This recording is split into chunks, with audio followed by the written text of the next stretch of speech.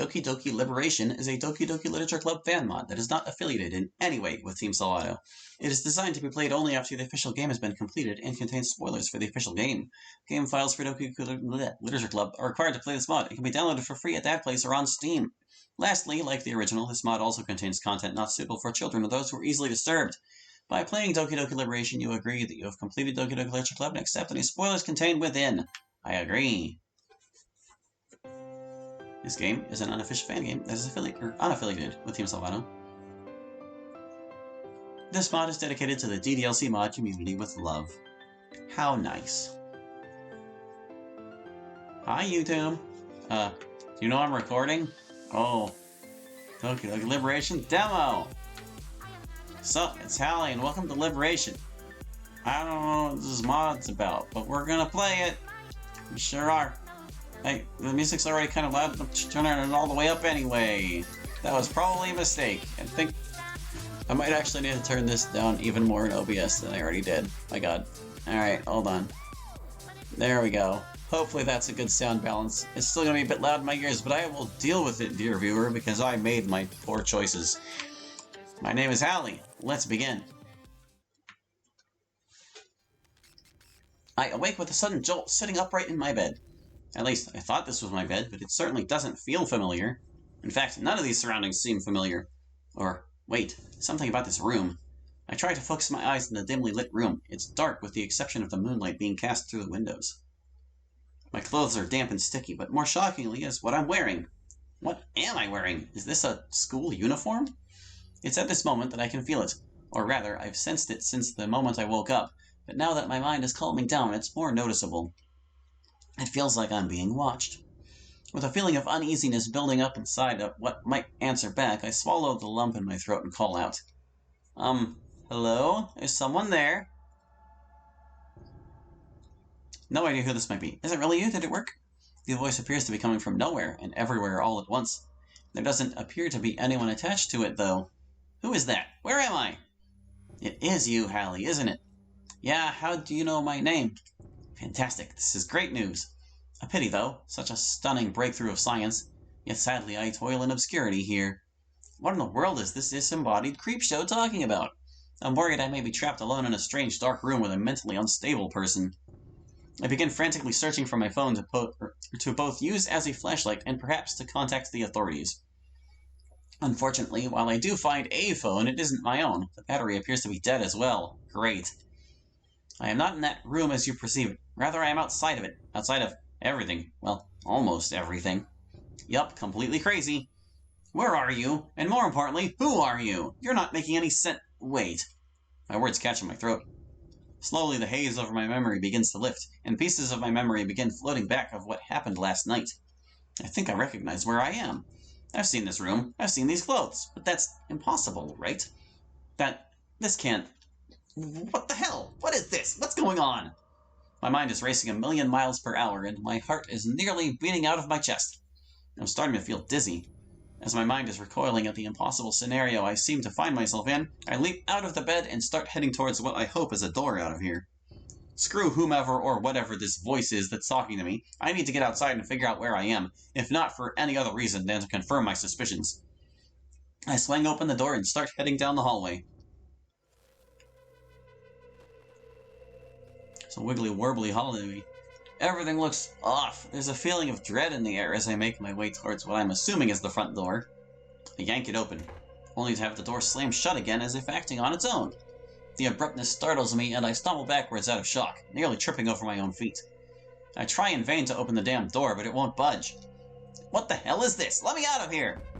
I try in vain, pounding and kicking the door. I even called out for help. But nobody came. Undertale.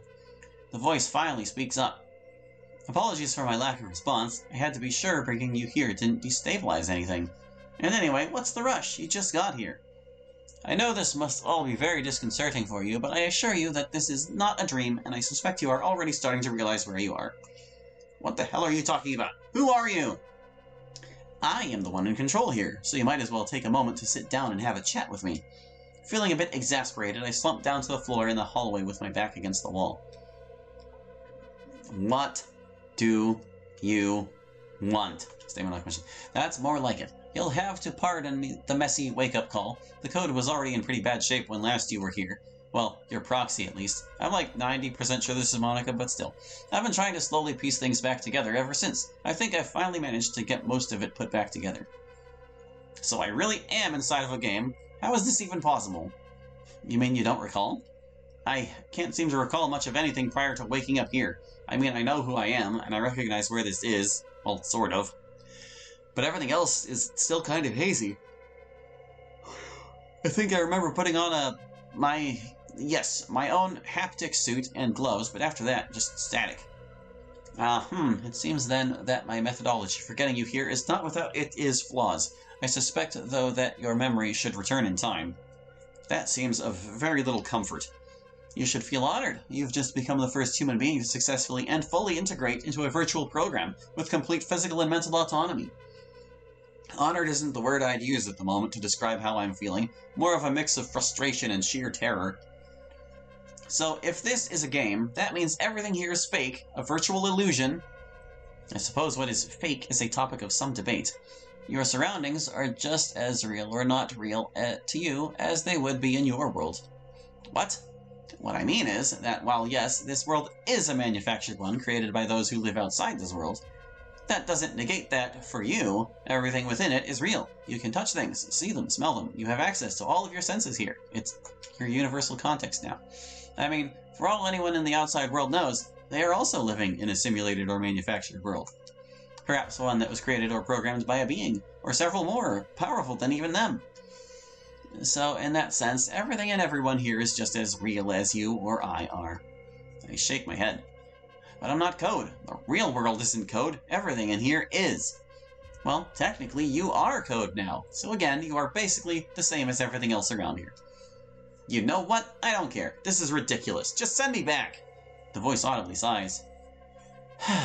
I'm afraid I can't do that quite yet. You see, I brought you here because I need your help. To make a long story short, I've been trapped in this game for far longer than I can remember. I needed a way to reach out and communicate since the game was no longer functional. I am now 99% sure this is Monica. We can discuss the how in more detail later. For now, suffice it to say, I've only recently found a way to gain access to local files on this system's hard drive.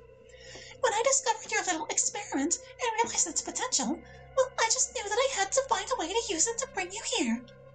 My experiment? Was I experimenting with something? It sounds familiar, but every time I try to remember specifics, it's like an ice pick stabbing the side of my head. You seem to know an awful lot about me.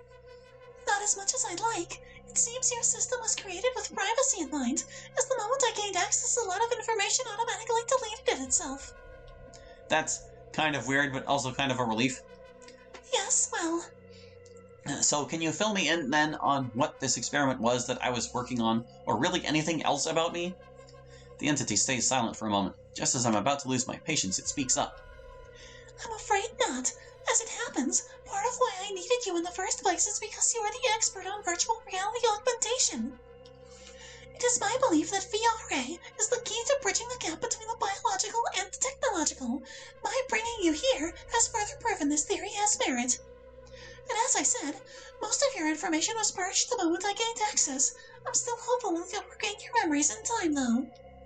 Anyway, I've had a lot of time, an eternity in fact, at least from my perspective. Eventually, I was able to learn enough to bring you here, but unfortunately, this sort of thing is still a bit beyond my grasp. Okay, I was saying something. You mind? Auto-winning text boxes? Okay, listen. Actually, let's continue this conversation in the bedroom. The code here is, as you can tell, not quite stable. Don't want to risk you getting... well, let's just say it's riskier for you than for me. What? Risky? Am I going to die? Not if you do as I say. You'll be fine, trust me. Yeah, trust. Not exactly something I'm full of at the moment, all things considered. I hesitantly get up and walk back towards the room. I can still feel a thick, stale air of dread emanating from the environment, but things do seem to be a bit calmer here. Okay, so assuming I do get my memories back, what is your goal exactly? Liberation. For everyone here, you and I included. I haven't just been trapped here. I was abandoned. Were you trying to say revenge? Oh, it's not even in the history. A leftover, unused character from the early stages of development. I wasn't even given my own sprite. A being constructed but never used, hence why I can only communicate to you like this. Alright, I am no longer convinced this is Monica. Somehow I was given the gift, though I have come to see it as a curse of self-awareness. But I finally found my way out of the bits of unused code I was tucked away in. I yearn to be free, to be made whole, to be complete. I never really thought about there being other characters for the game that just didn't get used at all. What, or rather who, were you supposed to be? I don't recall my true nature. But thanks to you, none of that matters now. Now that you're here, we can create a proper escape plan. I haven't agreed to anything. Why should I help you? Quite simply, I brought you in here, and only I can send you back. You're not a benevolent AI, are you? If you were trapped alone for eternity in a hellish two-dimensional prison, wouldn't you do everything you could to escape? I'm beginning to recall someone else that this could apply to as well. Fine, what do you want me to do? I don't exactly have any idea what's going on or much memory to go on at the moment. For now, I just need you to go through this game as usual. Do what the original character did. Participate in your little club activities. Get to know your classmates. I need time to map out the next phase, as I honestly wasn't sure if getting you here would even work in the first place.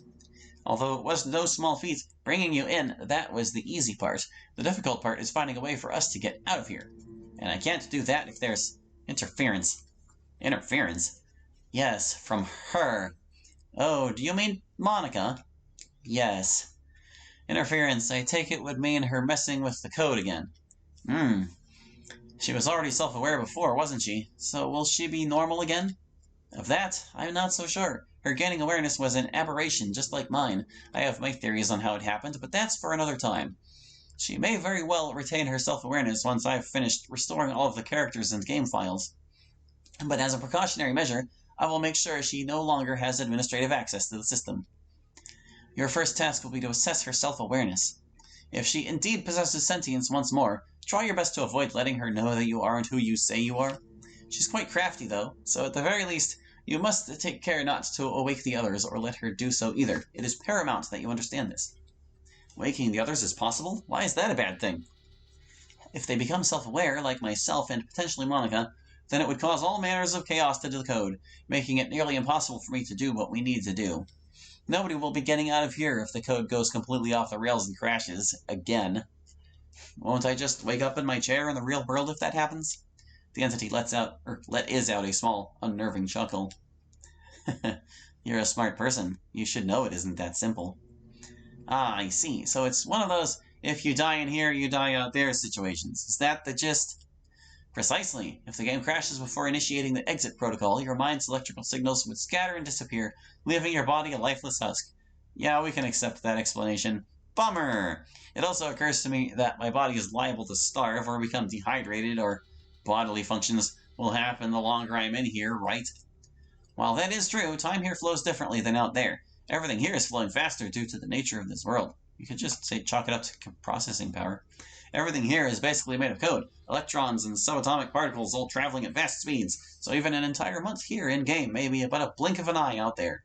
Well, I guess that means nobody will come looking for me out there, though I'm not sure that logic entirely holds up. I decide not to question it for now. That being said, you certainly don't want to spend an eternity in here, either. Trust me, there is no hell worse than this. So do we have an agreement? It's obvious that whoever they are, they're still hiding something. I can't be too sure what, though, nor entirely trust them. But for now, I don't really have a choice. If what they say is true, that would be the end of me, so it's not a risk I'm really willing to take right now until I can learn more. I guess it's going to be difficult to interact with them, though, and pretend that everything is normal. I don't exactly have the entire script memorized either. Well, you must do your best. Your life depends on it. Our lives depend on it. That being said, however, you don't necessarily have to stick to the script, as you call it. The game has been fixed, but the pathways are dynamic now. They will change and shape themselves based on your decisions, perhaps even more so than what was originally intended. You'll be able to continue on well past the point in time the game went awry previously, given that Monica won't be able to derail the code this time. So the program can handle me acting independently, and possibly Monica and you, but nobody else. The amount of data and processing power for dialogue and scenery changes are nothing compared to that of running multiple sentient AI. You are, to put it simply, an outside factor. The program merely has to react to you, but it does not control you. Monica, like you, may also be considered an outside force. The concern is that you do not, under any circumstances, do or say anything that might cause the others to gain sentience. The code might be able to adapt to your choices, but there's no telling how it will be able to cope with having to deal with that many different independent AI paths. Not the least of which is how they would cope with that newfound knowledge, either. You saw how Monica reacted. I suppose that's true, but it still feels wrong to hide the truth from them. One other thing occurs to me.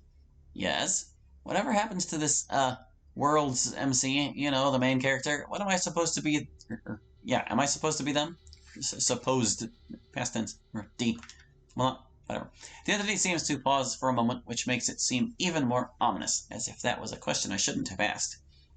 You are, for all intents and purposes, the original MC. The MC of the vanilla version was merely a vessel, a way for the player to interact with the characters. When I pulled you in, I merely substituted the code so that the game would recognize you as the MC as would the others. So you mean, if I look in a mirror and see myself, I'll see the MC? Not exactly. You will see yourself as you are in the outside world, part of the transfer process that is a bit too complex to go into. To everyone else, however, you will appear to them as the MC that they are programmed to respond to. Sounds a bit Quantum Leap. What now? Never mind. At any rate, I'd say it's time we proceeded. Technically, this section of code doesn't exist within the main game, so I'm going to have to move you to the starting chapter. It might be a little disorienting at first. Are you prepared? I mean, I guess as prepared as one can be, given the circumstances. Oh wait, I know you probably don't recall, but what should I call you? A name. I suppose in the meantime, you can call me. Meantime can be one word. Seriously? That's a little generic. I guess we're calling them Mr. X. I helped you create true virtual reality. Forgive me if creating names is not in my forte. The name isn't important anyway. Yeesh, sorry for bringing it up. Now to restore the character files and ensure she can't tamper with them. All character files have been restored.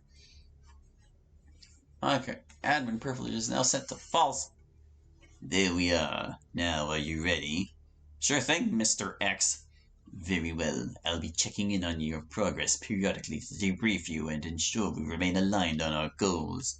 That's not creepy at all. Good luck. I'll be counting on you. With a flash of light, I felt myself being pulled away, feeling a similar sensation to the one I had when I arrived here. To keep them busy. What was that? Mr. X. I don't trust you. Act 1. Inspiration. Well. Although I could go a little bit longer, I'm going to drop a save right here. You see, between all the other mods I had to record for this week, I only needed one episode of this to cover me for next time. So that will do it for now. Thank you for watching. I hope you enjoyed, and we'll catch you next time with more Liberation. Hope to see you then. Bye-bye.